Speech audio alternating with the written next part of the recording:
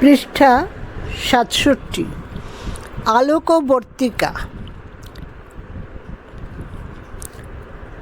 পৃষ্ঠা ৬৬টা একটা ছবি আছে, সেটা বলে দিয়েছিলাম আগেই। আলোকবর্তিকা। সুধীরার আধ্যাত্মিকতায় পূর্ণ অন্তর ছাত্রীদের ভিতর থেকে ভালো গুণগুলিকে বের করে আনতে পারত। পারুল নামের মেয়েটিকে সরলায় পরিণত করা সুধীরার জীবনের এক অত্যাধিক দুঃসাহসিক কাজ। সুধীরার এই সাহসী পদক্ষেপটি পরবর্তীকালে ইতিহাস সৃষ্টি করেছিল।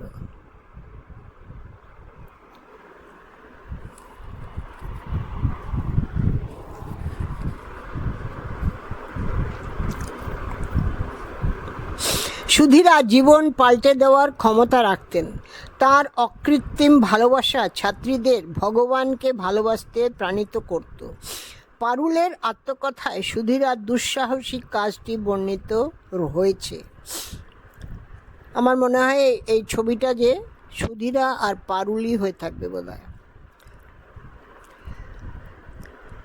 পারুলের যখন ৬-৭ বছর বয়স, নিবেদিতার বিদ্যালয়ে পড়তে আসতেন তিনি।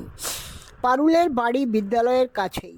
সন্ধ্যার পর শরৎ মহারাজ যখন চিকের আড়ালের মহিলাদের গীতাপাঠ করে শোনাতেন, বালিকা পারুল তখন উঠোনে নিবেদিতার কাছে বসে গীতাপাঠ শুনতে শুনতে ঘুমিয়ে পড়তেন। সিস্টার কোলে করে তাকে আবার বাড়ি পৌঁছে দিয়ে যেতেন। সেই পারুল তাঁর আত্মকথায় বলেছেন, স্কুলকে ভালোবাসতুম আর সুধীরাদিকে। তাঁর ভালোবাসার পৃষ্ঠা ৬৮ আকর্ষণ ছিল অদ্ভুত। সুধীরাদি দুনিয়াকে গ্রাহ্য করতেন না। কোনো সংকল্প নিলেন তো আপ্রাণ চেষ্টায় তা পালন করবেন। তাঁর ত্যাগের আদর্শ, ভালোবাসা, উৎসাহ ও দরদ আমাদের জীবনকে পাল্টে দিল।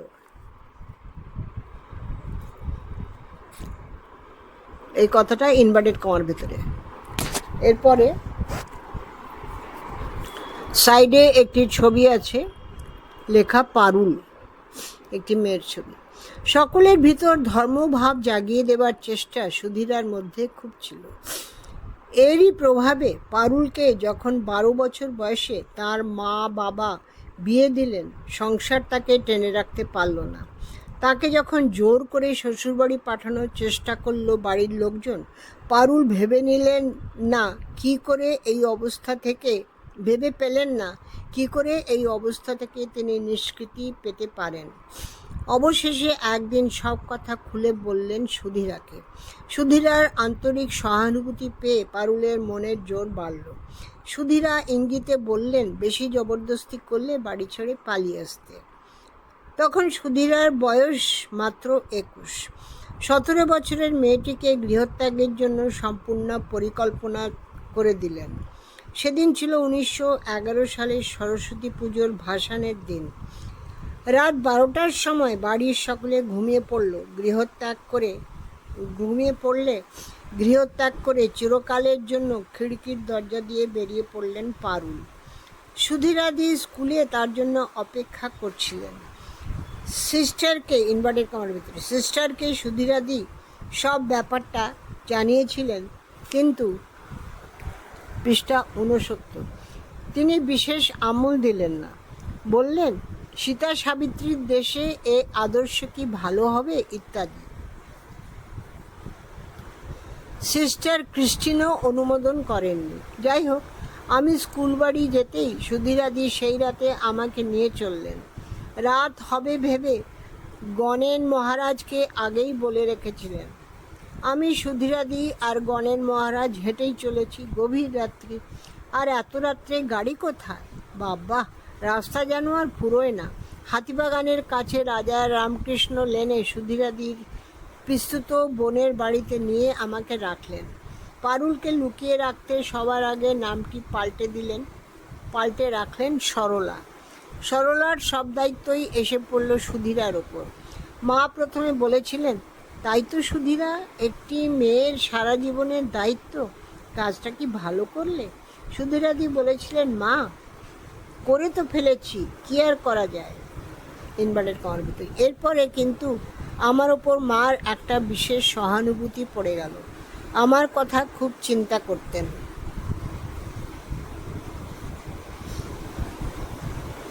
এখানে একটা বাড়ির ছবি আছে, লেখা স্টার লেনে সুধীরাদির বাড়ি। ক্রমে সুধীরা সরলাকে হরিপালে জেজুর গ্রামে তার পৈতৃক বাড়িতে রাখলেন। সিস্টার নিবেদিতা বলেছিলেন সুধীরা একটা দুঃসাহসিক কাজ করেছে। তারপর থেকে সরলাকে 2-3 মাস করে বিভিন্ন জায়গায় লুকিয়ে রাখা হতো। সরলা যদি আত্মপ্রকাশ করে ফেলে। পৃষ্ঠা 70 এলাম।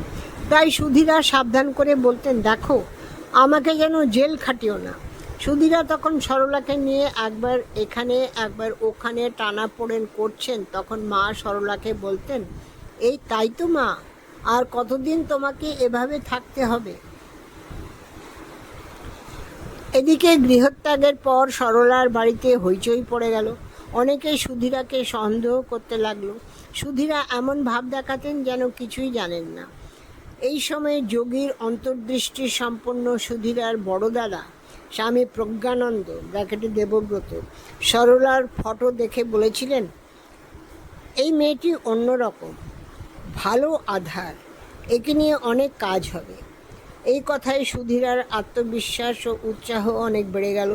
আত্মগোপন করে থাকার সময় 1911 সালের বুদ্ধ পূর্ণিমার দিন সুধীরার সঙ্গে মায়ের বাড়ি গিয়ে মার কাছে মহামন্ত্র লাভ করলেন সরলা। হরিপালে থাকার সময় ম্যালেরিয়া আক্রান্ত হলো সরলা। তখন তাকে কলকাতায় সুধীরার বাড়িতে নিয়ে আসা হয়। জ্বর আর ছাড়ছে না। সুধীরা মহাভাবনায় পড়লেন। তখন স্বামী প্রজ্ঞানন্দ উদ্বোধনের বাড়িতে। সুধীরা ছুটলেন দেবব্রত মহারাজের কাছে। দুজনে মিলে পরামর্শ করে সরলার বাড়িতে অন্য একজন বন্ধুর নাম করে চিঠি লেখা হলো। সে আপনাদের কাছে যেতে চায় না, খুবই অসুস্থ। আমার একটি বন্ধু সুধীরা কলকাতায় থাকে, তার কাছে মেয়েটিকে পাঠিয়ে দেওয়া হয়েছে, ইত্যাদি। এরপর চিঠিখানা 27 নম্বর বোসপাড়ার ঠিকানায় পোস্ট করে দেওয়া হলো। সরলা লিখেছেন, সব শুনে আমি তো ভীষণ ভয় পেয়ে গেলুম। একেই জ্বরের জন্য শরীর দুর্বল। তারপর মনে হতে লাগলো বাড়ির লোক চিঠি পেয়ে নিশ্চয়ই এসে ধরে নিয়ে যাবে। সব মিলে কীরকম হয়ে গেলুম। জ্বর 105 ডিগ্রি উঠে গেল। 2-3 বার মূর্ছার মতো হলো। সুধীরাদি ভয় পেয়ে ডাক্তার ডাকলেন আর বলতে লাগলেন, কি জানি বাবা, শেষ পর্যন্ত মেয়েকে বাঁচাতে পারলে হয়। পাশে আবার একটি ছবি, ওই সুধীরাকে সরলাকে নিয়ে যাচ্ছে মনে হয় সুধীরা। ইনভার্টেড কমার ভেতরে গর্ভধারিণী মা চিঠি পেয়েই সুধীরাদির বাড়ি এলেন। আমাকে দেখে খুব চোখের জল ফেলতে লাগলেন আর গায়ে মাথায় হাত বুলোতে লাগলেন। সুধীরাদির নির্বিকার চিত্তে মাকে জিজ্ঞাসা করলেন, আপনি কি মেয়েকে নিয়ে যাবেন? মা বললেন, না মা, সে তোমার কাছেই থাক, বাড়ি গেলে তো আবার পালিয়ে যাবে। অনেকক্ষণ কাছে থেকে মা বাড়ি ফিরে গেলেন। আমারও ভয় কেটে যাওয়ার কিছুদিন চিকিৎসার পর সেরে উঠল।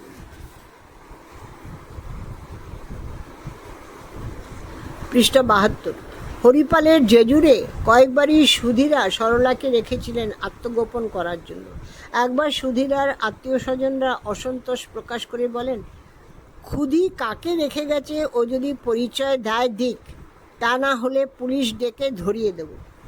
ইনভার্টেড কমার ভিতরে সরলা চিঠি দিয়ে জানান সুধীরাকে। চিঠি পেয়েই তৎক্ষণাৎ সুধীরা ট্রেন ধরে জেজুর গ্রামে উপস্থিত হন। পরের দিনই একেবারে সরলাকে সঙ্গে করে কলকাতা রওনা হলেন। অনেক রাত্রে ট্রেন যখন হাওড়ায় পৌঁছলো, রাস্তায় তখন গাড়ি ঘোড়া কিছু নেই। অকুত ভয় সুধীরা সরলাকে নিয়ে হেঁটে হাওড়া ব্রিজ পার হয়ে জগন্নাথ ঘাটে বসে মুড়ি বাতাসা খেয়ে আবার হেঁটে স্টার লেনের বাড়িতে পৌঁছলেন। তখন রাত প্রায় 3টে।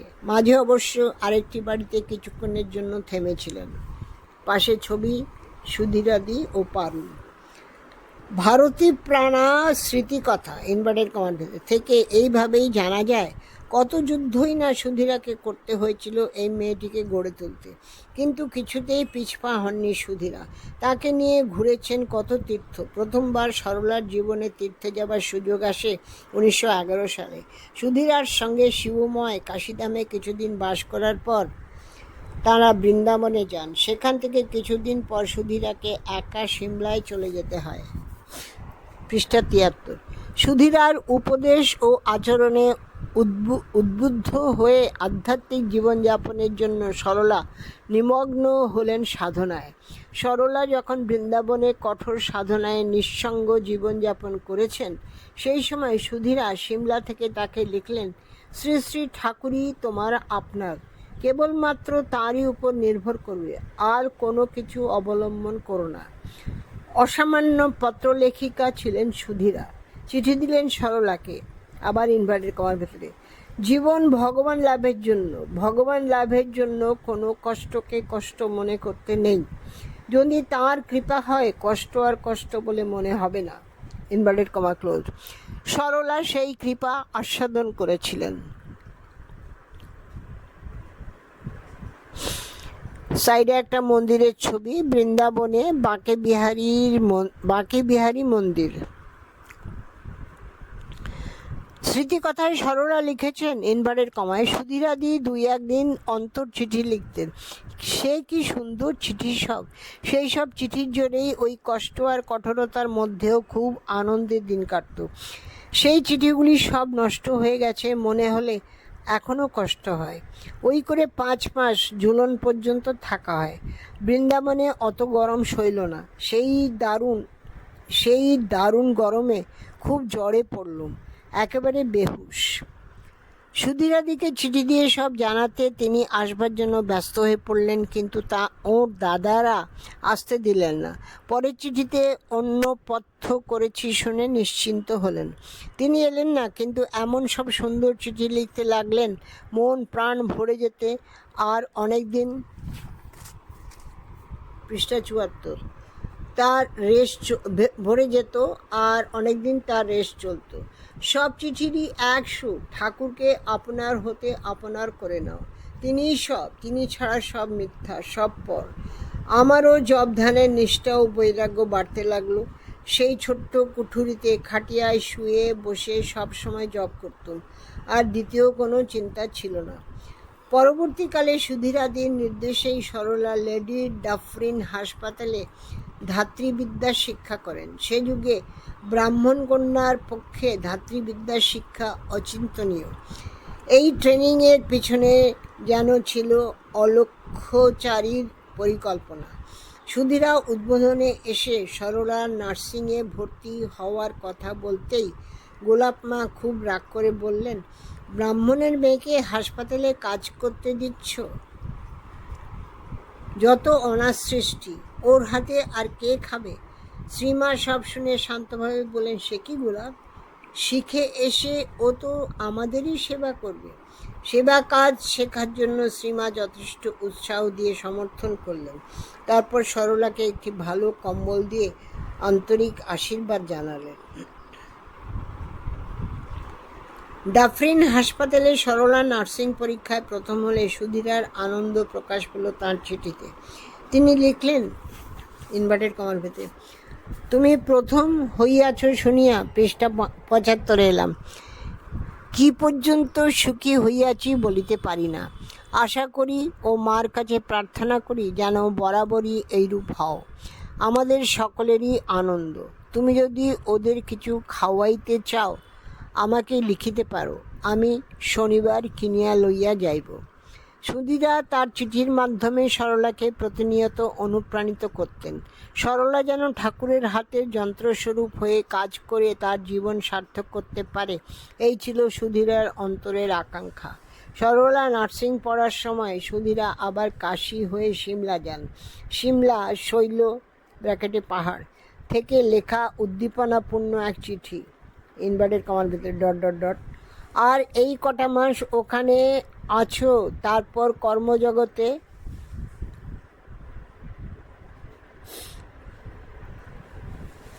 তো সুধীরার চিঠি, আর কটা মাস ওখানে আছো, তারপর কর্মজগতে বাহির হইবে, কাজেই আদর্শটা নাড়াচাড়া করে নেবার বিশেষ দরকার। এতদিনে তোমার মনে হচ্ছে একজন ঠিক শিখে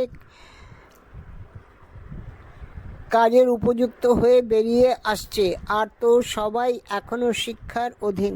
কলিকাতা হইতে বাহির হইয়াই মনে হইয়াছে আমাদের কত কাজ রয়েছে, কত দরকার আমাদের।